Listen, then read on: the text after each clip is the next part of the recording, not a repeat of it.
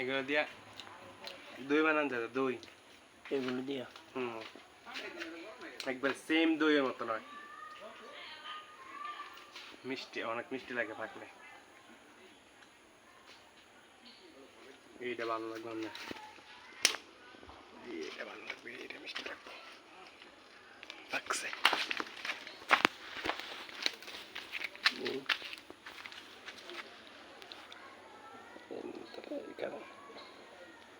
কি সুন্দর ডুমুর ফল আছে নবীজি গাছ বড় বড় এই দিচ্ছে বড় বড় ফল আর কি লবণ মরিচ দিয়ে সে মজা লাগে ভাই